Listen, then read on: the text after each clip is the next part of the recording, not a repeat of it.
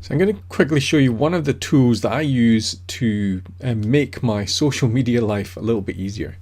Because I find Twitter a little bit noisy. Oops, where are we? Home. So in my feed, I mean, I don't subscribe to an awful lot of people. I'm following 666 people because I got up to 664 and then thought, you know what would be a cool number? So I now keep it at that level. But I'm following that many people, and I find there's a lot of noise in here, right? It's not always links that I want to follow up. It's kind of stuff and blah, blah, blah. So I wrote a Twitter client called chatterscan.com. You can log into it. It's completely free.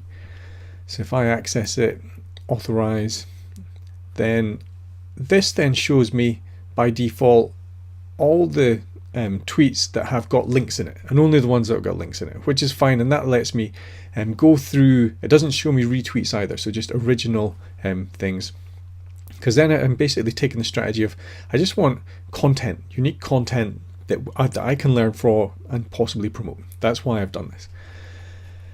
But I want to go outside my existing set of people that I follow, because that's a small subset. I don't want to necessarily keep adding to that because that would just increase the noise. So what I've done in ChatterScan, we can have hashtags that we follow or search terms, and this I find a very useful way of finding new content.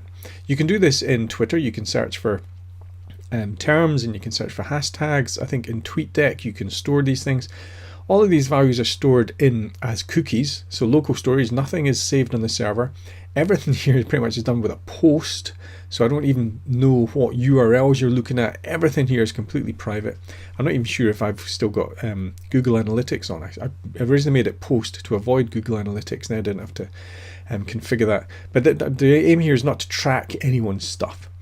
But in the save searches, when I use this, then I get to see people that I'm not following, right? Oh, someone's retweeted a post that I found using this search term method. That's why it's in my search. But search terms I think are very useful. Hashtags are very useful. If I look for exploratory testing, this increases the range of topics that I have access to. So you can do this in any client, but I'd use ChatterScan to do this because, again, it only shows me the stuff with links. If you do this in other clients, then you'll see retweets, you'll see general statements about things. I'm only interested in tweets that are pointing to someone else.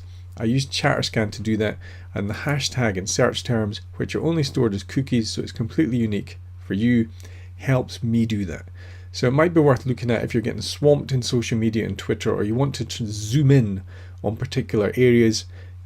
I use ChatterScan for that. It's completely free, and I put it out there just so that I don't have to see all the noise unless I want to go into Twitter for engagement purposes. But when I'm doing it for curation and collation and learning purposes, all I want is unique content pointing to things that people have found useful.